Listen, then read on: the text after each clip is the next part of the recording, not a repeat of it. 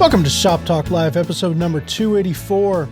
Today, Mike and me are joined by Gary Rogowski, and we talk about the various steps on the journey of becoming a better woodworker, how one listener can study knockdown furniture and not knock down the furniture in a museum, flattening wet stones in a shop with no running water, one listener's confliction about wood movement, and what you gonna do with your stuff when you die. This episode features an exhaustive bibliography in the show notes of every book that Gary mentions. And let me tell you right now, it's quite a few. All right, let's get started with the show. So I had a strange thought the other day where I was working on something and I had posted to Instagram saying, like, you know, that the more I do this, the more I realize how much I have to go, right?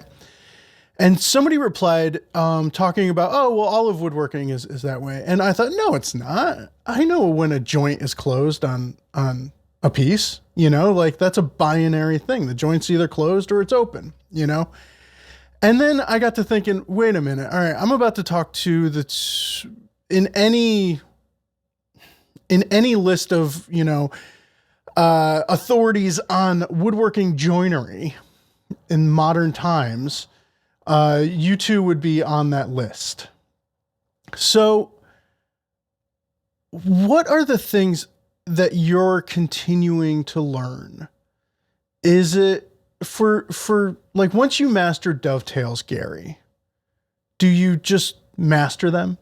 Is that done? Is that journey over for you and you turn to, oh, I need to get better at finishing or something? What is that next level like? Well, the question really changes, I think. Okay. So it's not about just cutting dovetails or trying a new finish. It's a whole range of stuff. So yeah, you can cut dovetails, but have you tried them this way? Have you tried cutting them Mike's way?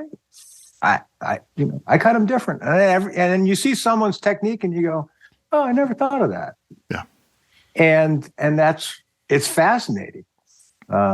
So the learning part, learning new ways, learning new techniques, seeing all the stuff now about Windsor chairs and drilling holes and all this stuff. It's like, geez, I would just drill a hole. Oh, no. You got to have, you know, lining these things up and jigs and it's fascinating. And then I'm rereading John Brown's book, Making a Welsh Stick Chair. Yeah. And he's like, well, you know, you line it up to the proper angle and drill it. So it's fascinating to see how many different approaches there are, and so you can keep learning from that. There's no tick mark. Oh yeah, I got dovetails. I got this. I'm good at them, but there's still stuff to learn. So Gary, I found that a lot of my processes were kind of locked into place. Let's say I learned how to cut dovetails and I kind of just cut them the same way and stopped thinking about them in terms of innovating. When I started teaching and then I started to see the problems that students were having, then I started to try to reverse engineer and figure out, why are they having that problem? Is there something else to do? And really that kind of kickstarted a whole second level of learning for me, because what I found was, getting something that worked well for a student invariably became a much better way for me to do it too. I just hadn't taken the time to rethink that. Do you find that your techniques or approaches were evolving just through the teaching that you're doing? Absolutely. There's a page in my joinery book I want to rip out. I'm not going to tell you which one, but I hand chop my mortises completely differently. Yeah. And so, yeah, there's always stuff to be learned from teaching. Yeah. It's the teaching part of it and trying to describe a technique that is like Greek to some people. No, you're outside the piece and you're numbering it and The odd numbers are here. And I had one student, she was inside the piece. She couldn't get outside it. So there's challenges. And just learning how to describe things simply and carefully. Yeah. Yeah. It's a challenge. Yeah. And also, you alluded to that where you can cut a dovetail, but not every dovetail or project is the same, and things can present their own challenges. So it's like maybe dovetails on super thin pieces where they're really, really small, or it's dovetails in pine where it's super compressive, or wenge where you can't see anything. And I was just this last week, I was helping a friend of mine build a new bench top, and we were cutting the half-blind dovetails that connected the end cap apron with the front apron.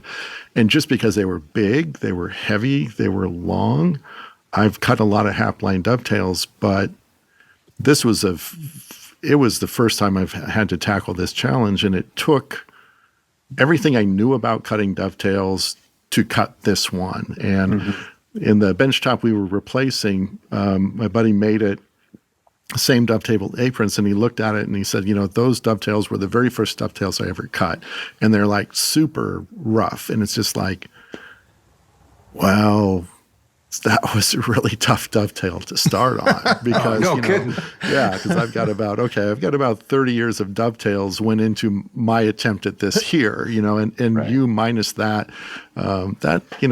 hats off to you. Don't give yourself a hard time about that. But, yeah, it really matters where you dive in, and people. Well, at the beginning, they don't know what they don't know, so. Sometimes that's a good thing. Yeah, sometimes. But there's always. Have you read the Richard Sennett book, The Craftsman? No, it's such a good book. And he's not a woodworker, and he's not a craftsman. And every chapter I would read, I go, "Oh, he nailed it.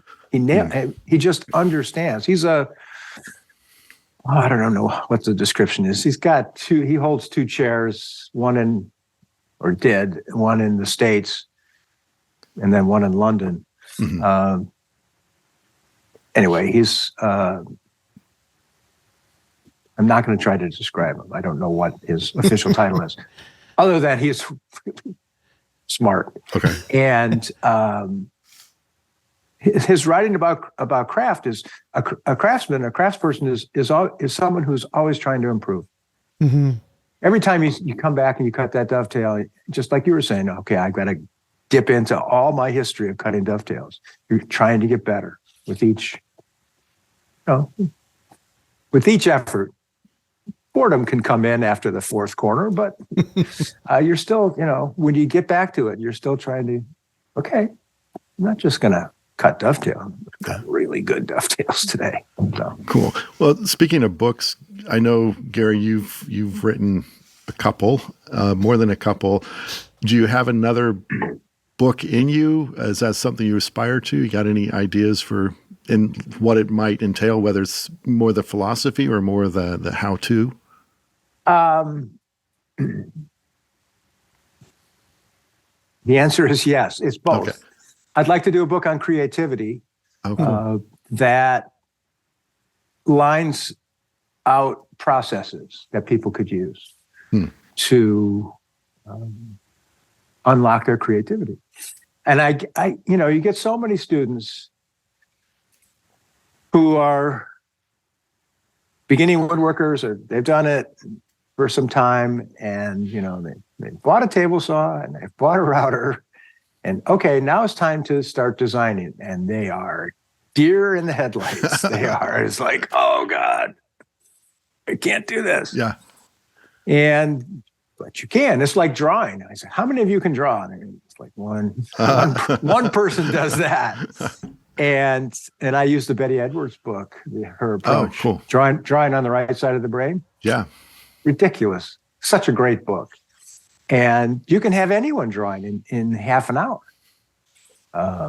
You just turn the painting upside down, yes. And demolish. Draw what you see, not what you think you see. Yes. Right. Just get rid of the symbolism on the page. Yeah. And you can draw. And that's such a huge thing. And it's different for design, of course, but I think there's a series of steps that you can move through. And that's what I'd like to do. Yeah. Yeah. It seems like the type of personality that is attracted to woodworking, and that it's like kind of engineering and you're cutting straight lines. It's a personality that probably is not as comfortable thinking in super creative terms.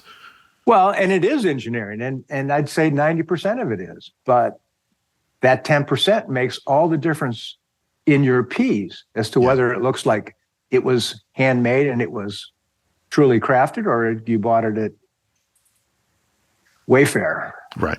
You know, because their stuff is designed, but it's not built the same way. Right. Yeah. Yeah.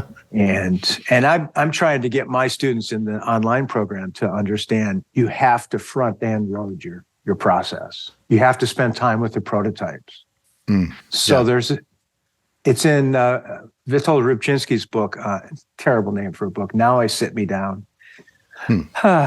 Anyway, he's a great writer. I love his stuff. But he talks about, and I can't remember the name of the Danish chair designer, but he was working on a design, and a friend came by, and he was working on this prototype. I don't think it was. No, don't have the name. Anyway, he was working on this design, and then a couple years go by, and this friend comes back into his shop. He goes, "So what are you working on?" And the Danish chair designer says, "The same chair. What else?" 2 years. I mean, because this stuff doesn't just happen. Yeah. And 2 years is trying to hit a Wegener-like home run with your chair designs. And that, if you do, you're set. Yeah. Well done. So taking a couple of years to do it. But I remember Brian Boggs telling me it took him 5 years to come up with his ladder back design. And he was working with 100, 200-year-old design to start with. Right. Yeah. So a lot of the stuff had been figured out. So that process is long. Yeah. And people need to understand the sooner they can start prototyping, the more they can start checking off boxes. That doesn't work. That works. So that's a big thing.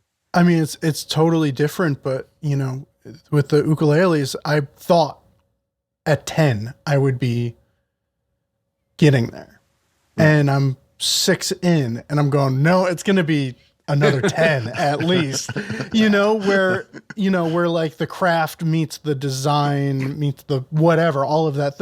And in my head, it's always going to be 10 away. And that's probably going to be fine. That's good. Yeah, that's good. I guess it comes back around to, you're always improving. You're always looking at finer details with your joinery. You're always whatever, but it's always going to be 10 away from me, I think. So. Yeah, I spoke with a student one time and he said, boy, I thought like I really knew some stuff when I built this cabinet and did these, this frame and panel door and put on the knife hinges. And now the next project is here. And it feels like there's another mountain. I said, that's exactly it. Once you get to that mountain, you see the mountains just keep stretching out into the distance. And but that's the fun part. Yes, so. It is. That's why it's still interesting. Yeah. And I don't care what world it is, it always seems to go through a progression. So you start off and you have great ideas and don't know how to do anything in your work. Frankly, it sucks because you just don't know what you're doing. And then you get a few years into it, you get into your third ukulele, your fourth, and you start going, I'm going to get to 10 and I'm going to have this knocked. And then you keep doing it and you go, oh man, there's so much more to learn. Yeah. And once you gain that humility, that's huge. Yeah. Because I was arrogant, no question about it. I was arrogant about what I know. Well, I've been doing this 10 years. Boy, I know what I'm doing. Yes. No way. And once you realize how big that world is that you've stepped into, that's when you can start getting some knowledge and more humility. Because I just I just interviewed Patrick Edwards. you know Patrick? Okay. Yeah. I love him. He's an absolute curmudgeon, but I love him. And so I have a podcast on creativity called Creativity, Hustlers, Fakers, and Thieves. And he's sitting there going, I'm not creative. I just steal stuff. Like, you look at his work. I don't know if you've seen his video on his treasure boxes. Oh my God. It's on my website.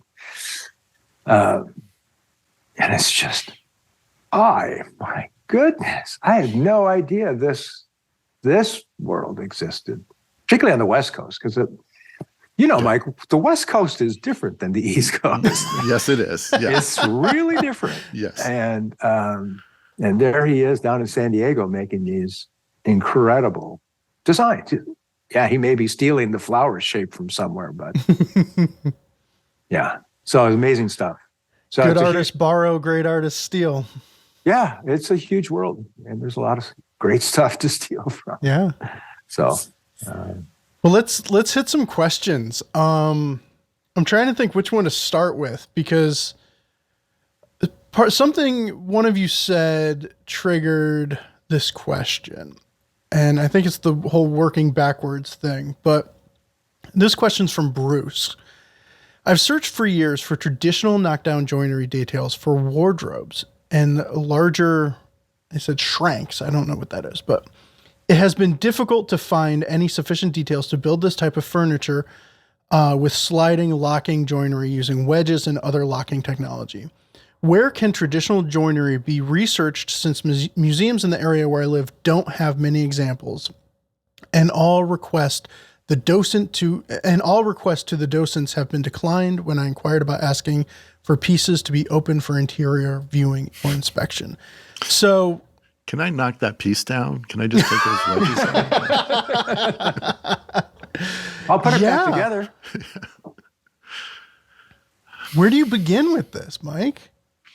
Did an article by Chris Gochner on a kind of a very large French country armoire, where it's all held together with drawboard joinery. So it was like kind of a fancy piece. It wasn't rustic at all, but it was designed to be taken apart, because the original was built a really long time ago, where you didn't have moving trucks and movers. This thing had to break down. So, that might be a start, but yeah, kind of speaks to that bigger question where, where do you go if you're really trying to research stuff that's not available? What do you tell your students, Gary, or where do you go if you're trying to track down more information on something that inspires you?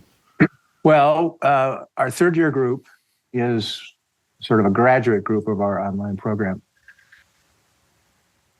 I said, okay, we'll do this if we're going to look at Chinese furniture. There's your knockdown. Mm-hmm. Those guys are masters at it. And so splines, wedges. I think for this man's question, this particular fellow's question, tapered sliding dovetails in cabinets are the way to go. But yeah, you have to go historical to find that kind of information. Now, that in and of itself is a bit of a challenge, but I just ordered Young Chang's Classic Joinery with Power Tools book. Oh, okay, yeah. Which came out 25, 30 years ago. Because I remember he built a hoop back chair, and that's one of the chairs we're studying. So finding drawings is kind of critical. And the Gustav Ecke book on Chinese furniture is just amazing for measured drawings. Yes. But if you look at Jeffrey Green's book, 18th Century Furniture, two things. Number one, absolutely amazing drawings. And exploded. You can see the whole piece, and some of the worst photography in a book ever. Only I could match that kind of out of focus framing that they did. I was just like, such a weird mix. Great book. I love that book. Yeah. But seeing those drawings is really critical for research. I think that's a better bet than the museums. Although, and I've learned this long ago, if you knock on the door, your first name is Doctor. So whatever that guy's name was, Dr. So-and-so. Will Dr. Bruce. Dr. Bruce will Yeah. get you farther into the museum. A doctor of philosophy, that's what PhD stands for. Oh, wow. So, Gary, I'm starting to wonder how big your library is. You said you have 600 square foot shop. Do you have a 1,200 square foot library? No, my library's, no. Because like the bibliography is like, I'm on 2 CT Valley pads already. Well, So it's where I get a lot of ideas is from books. yeah. And I certainly wasn't born with this knowledge. I'm self-taught. So books were my key, my first place of research. And I think, you can get them cheap online. You can get them from the library. They're a great source. Yeah, I was thinking for Bruce, I was thinking about Chinese joinery too, because most of that stuff was built with no glue back in the day, right? So and so I could see about the link. One of my students found this link to the New Hampshire Furniture Show. Okay. And, Garrett, excuse me, Garrett was in it, but he had a really small piece. Trying to think of the guy who works at Peter Korn's place. There's a lot. Yeah. Owen Harris. There's I know Tim Russo, yeah, Alan Lewis. I'm not sure if he's there now. Anyway, yeah, it was a New Hampshire guy. Beautiful piece, lots of great work, and one guy who got access to a Chinese knockdown table and reproduced it. So the whole thing came apart. Is it John Cameron?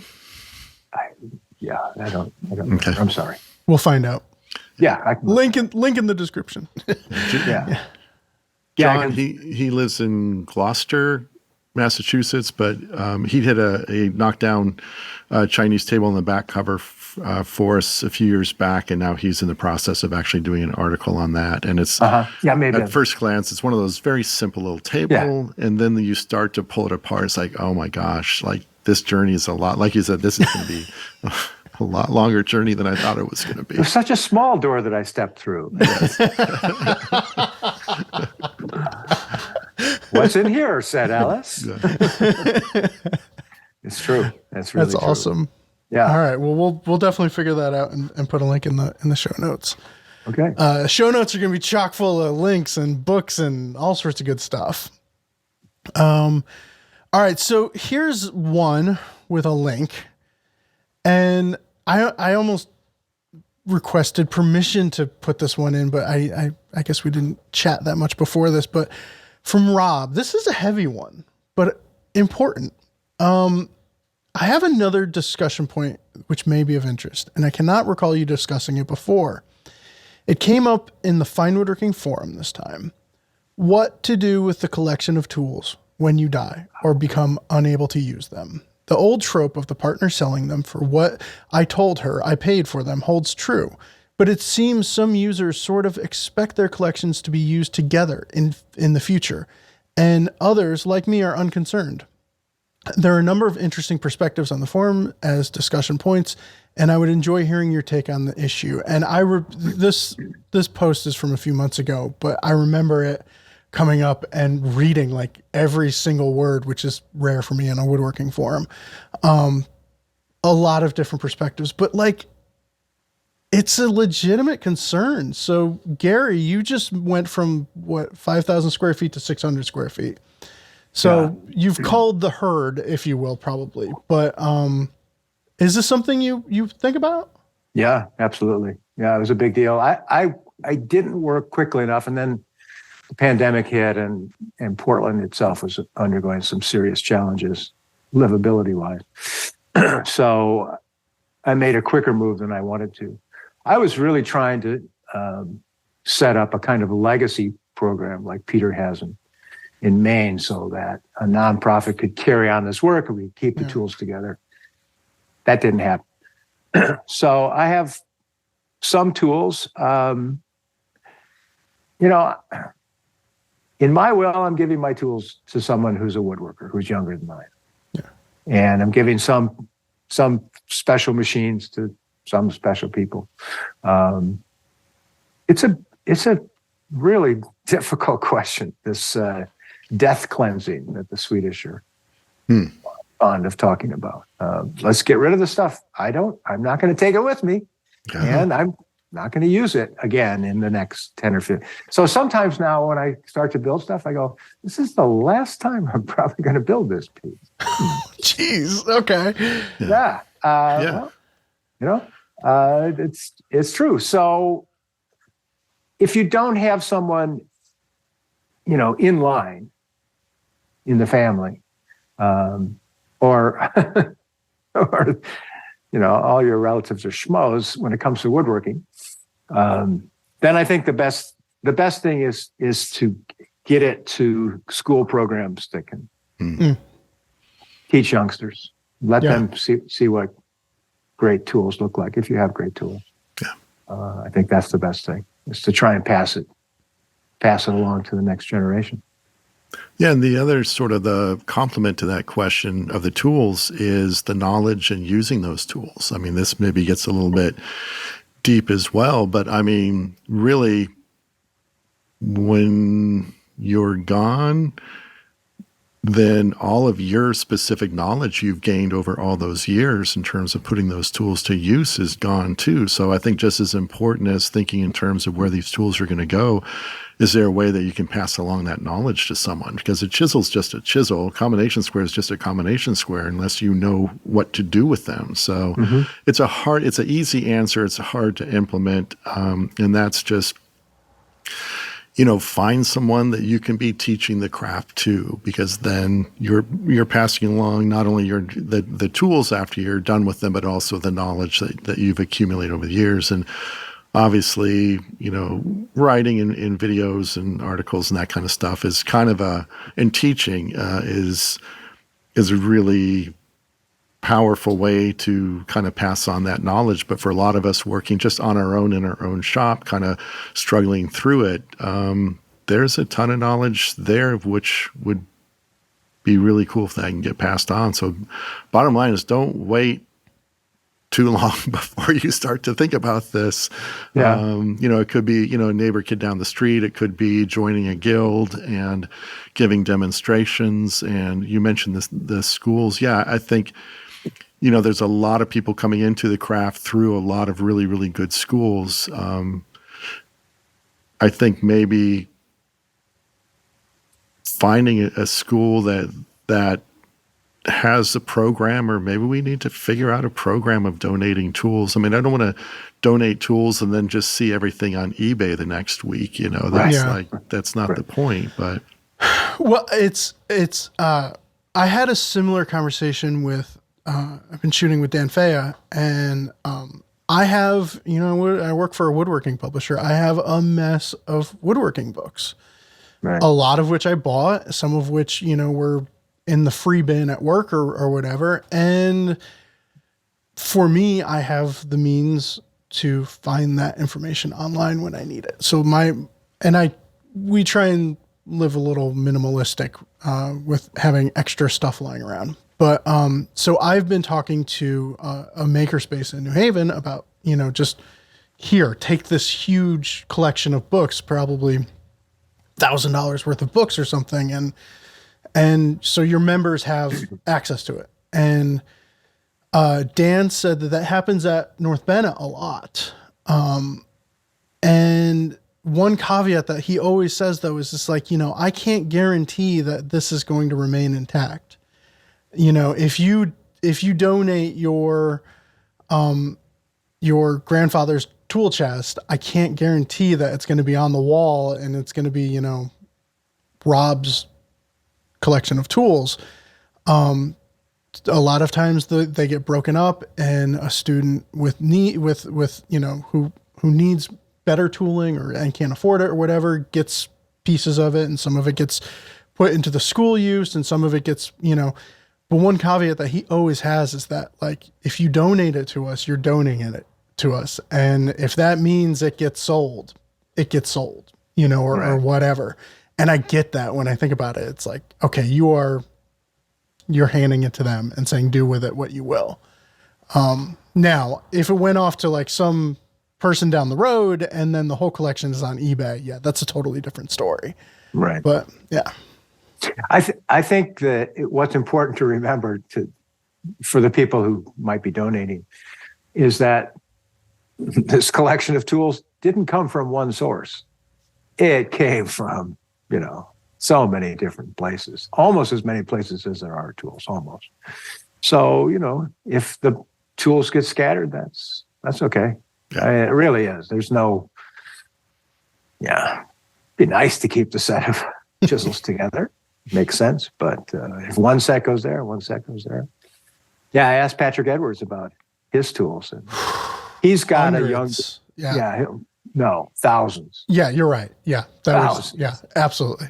And you walk in there and you see him open his chisel chest, which has another bank of chisels. The guy never sharpens. All he does is he just goes, grabs another chisel. I mean, that is luxury.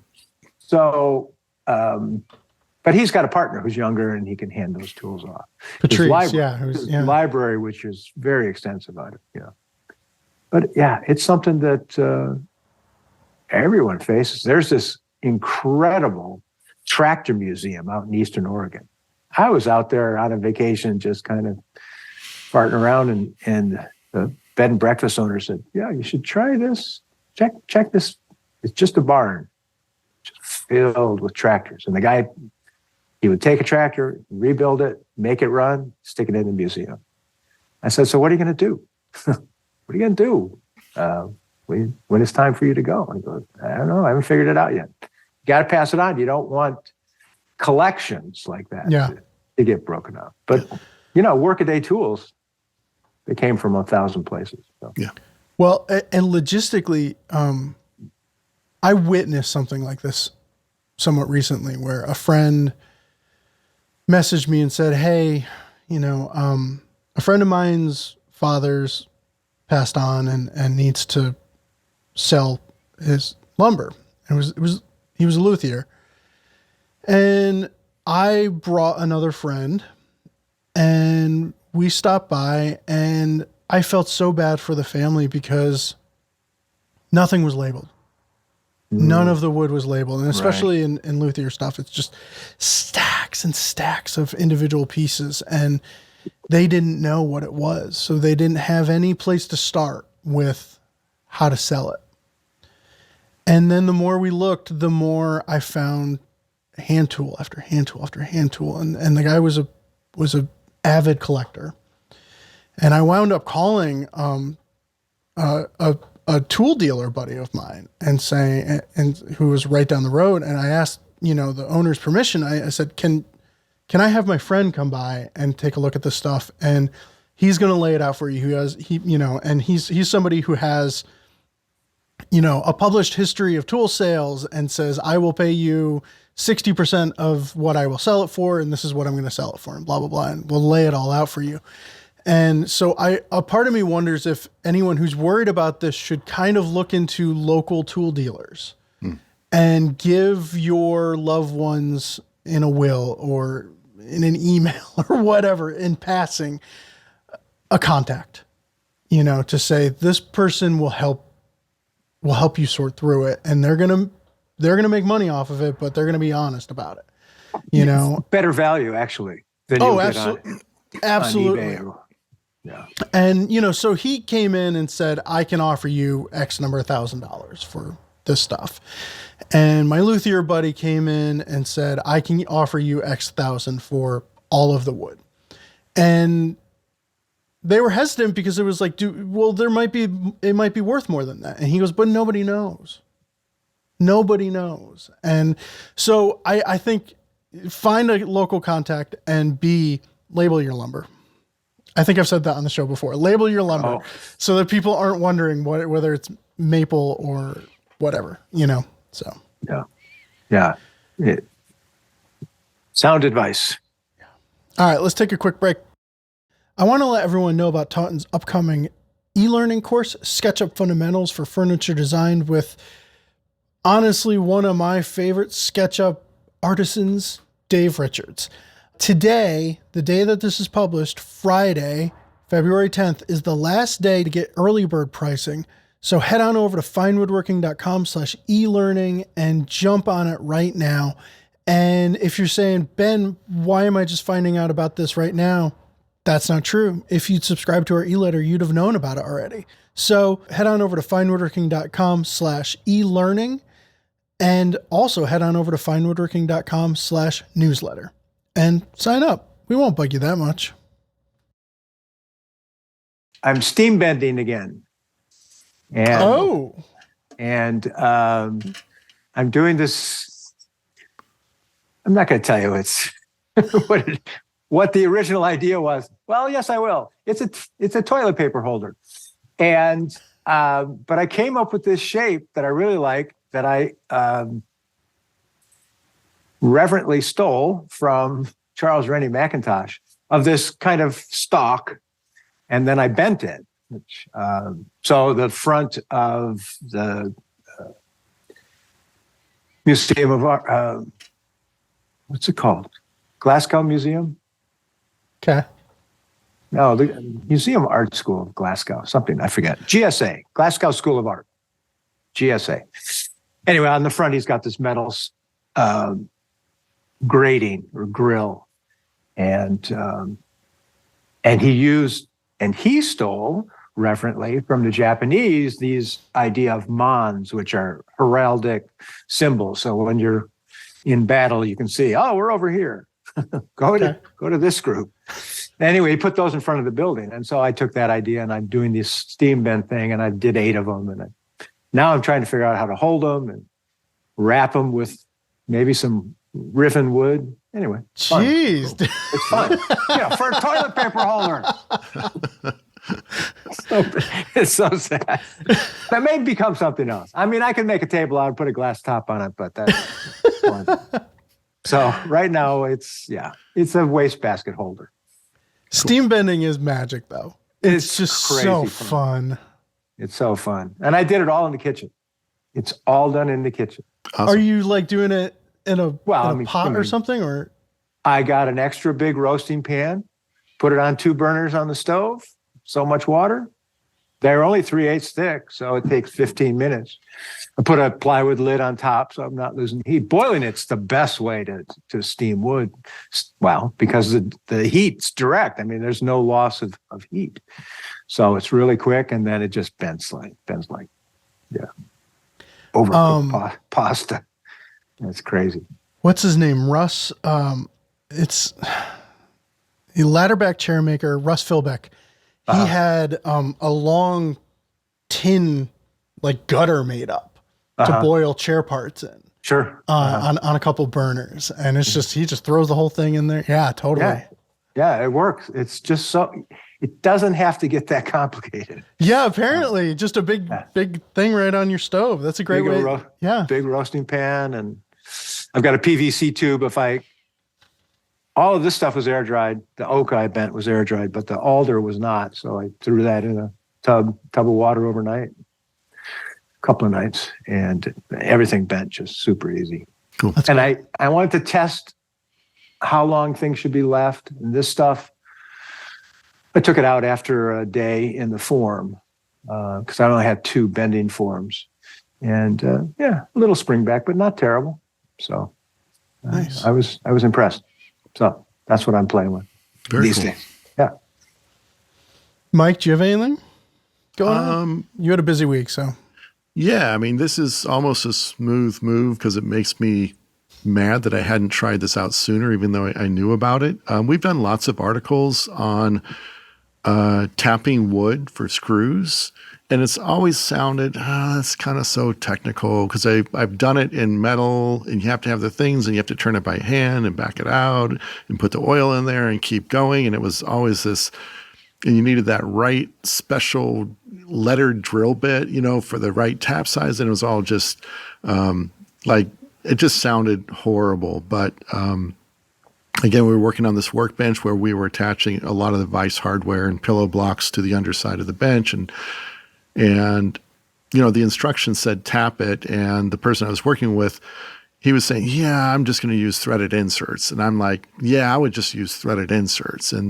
But he found this old kind of rusty, dusty, oily set of taps. And he says, he couldn't find his threaded inserts. Obviously he came across them later, but he said, well, I do have this tap, so we can try it. And it's like, okay, let's try it.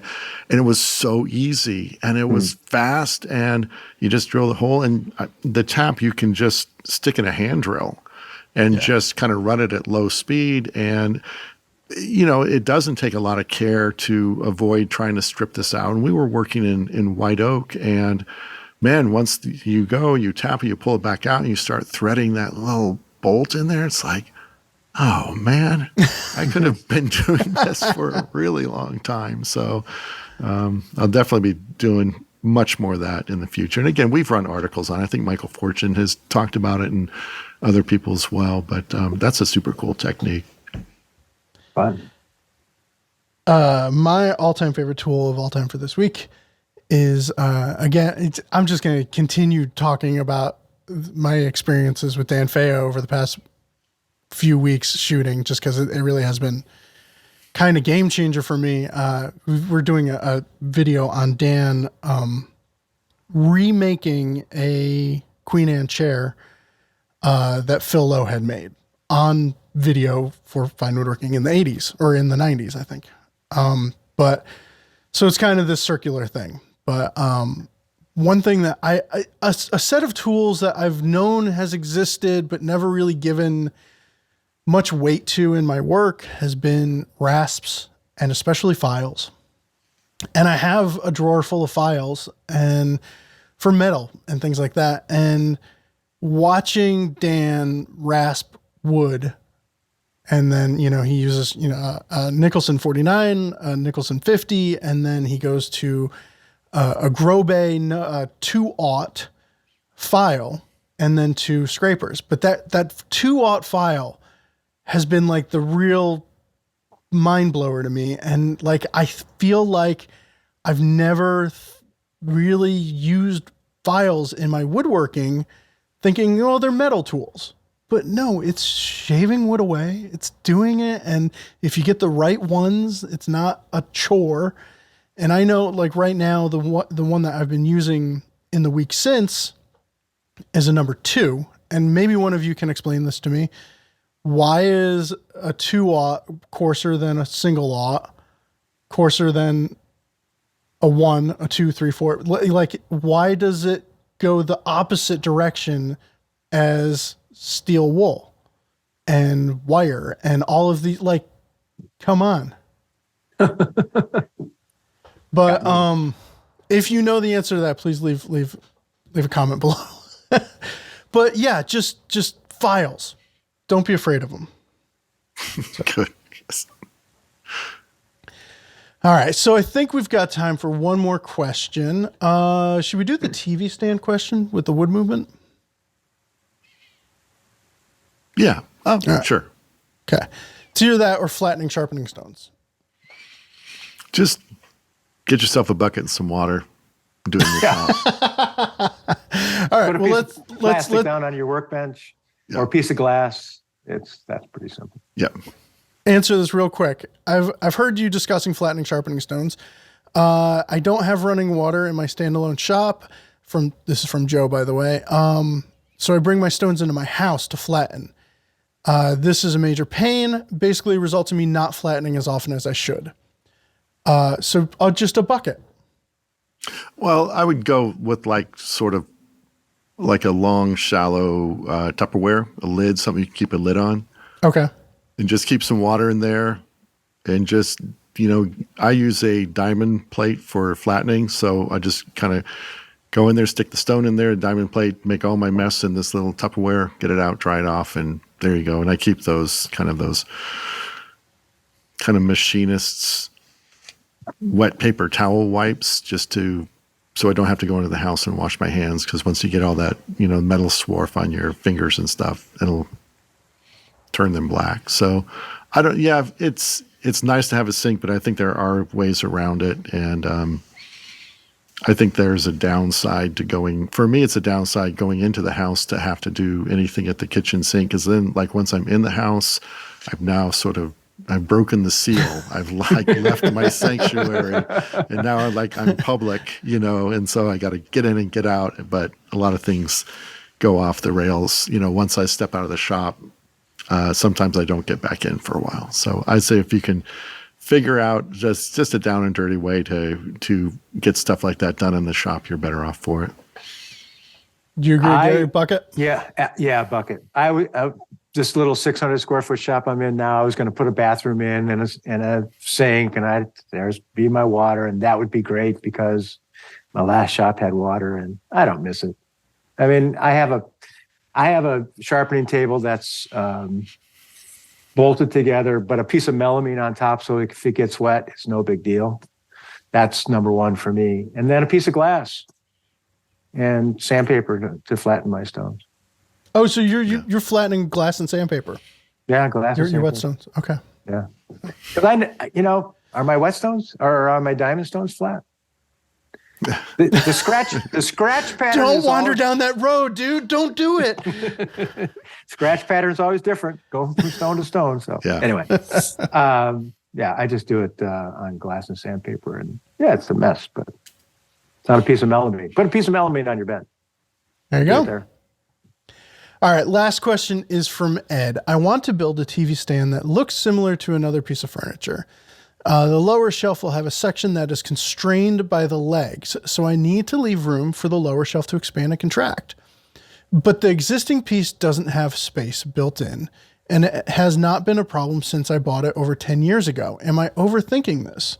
Should I just glue the bottom front rail to the front of the shelf and let the rest of the shelf float on the side and back rail?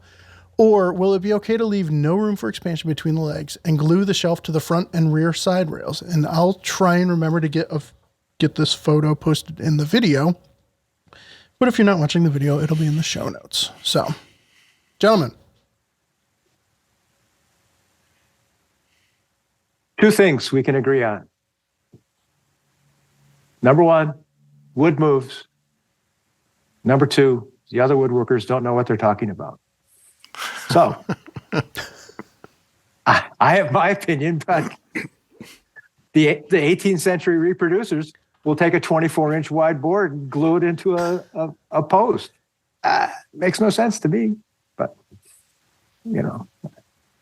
So I'd glue it to the front rail and let it expand to the rear. Or if he's doing it in black like the photo, then heck, I'd edge band it and put a piece of plywood there. Yeah. End of story. That's it's a not TV. TV stand. No big deal. Yeah, we can overthink stuff sometimes. So. I thought that was going to be number two. Wood movement's real. Number two, you're overthinking it. Well, it's just that issue, Mike. And we started off by saying Mike's got a different way of cutting dovetails than I do, and that's perfectly fine. Yeah. I think it sort of depends on what the circumstance is, how much wood movement are we talking about, are the legs able to flex it all? And I think it was Peter Turner wrote a really good article on adding a shelf to a table.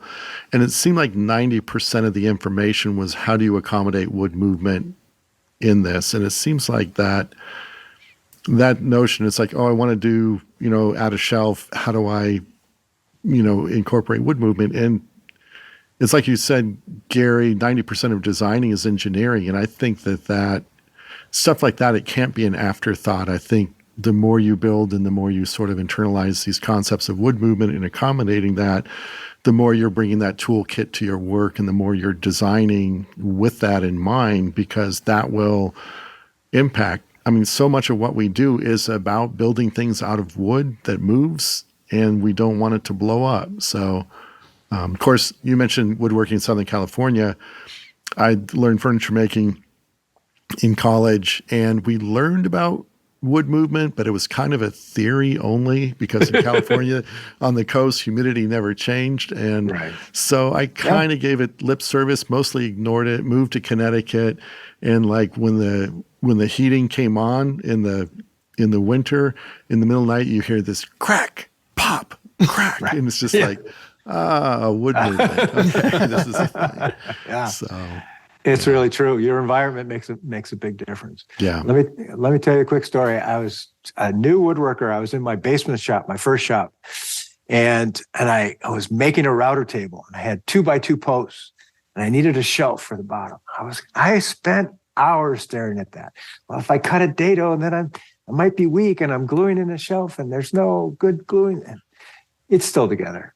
The router table's still together. Yeah. And it's not a great joint. And it was a plywood shelf. So, yeah. So, so if you were, I agree with you, Gary. I think I would, especially if it's a painted piece, I'd edge band some plywood and stick it on there. Yeah. But, in this particular example, it's almost like the shelf, has the corners cut off and the legs recessed into the shelf. Right. If you were going to go the solid wood route and worried about wood movement, you would need to let that back joint float, right? Or so would you do an I guess a mortise in the corner, even though it almost seems like a notch or whatever notch. in that leg. Yeah. And do it oversized to hold that shelf in place, but also give it room to go to and fro. Right. And he's kind of looking at what the final thing looks like and then trying to reverse engineer movement accommodations into that, or just redesign it and make it easier for you. And that wood movement, it's about accommodation as well as isolation. So think of a frame and panel door. A solid wood door is going to move a lot and really blow out the opening to whatever it's attached to. Whereas if you make a frame, put the panel in place, you're isolating the movement to the panel and the frame stable, but then you need to accommodate the movement within the frame for the panel. So you have these two concepts. And so something like this, if you attached, front to back side stretchers to the legs, that's super stable. That's not going to move front to back. But then you dado in a shelf across the piece into those side stretchers and leave enough room on the ends of the tenons where they attach to the stretcher. Then you've isolated the movement to just the shelf and not the table. And then you've accommodated the movement within its connection to the side stretcher. So, rather than, and some people think I need it to look exactly like this. Now I'll figure out how to do it.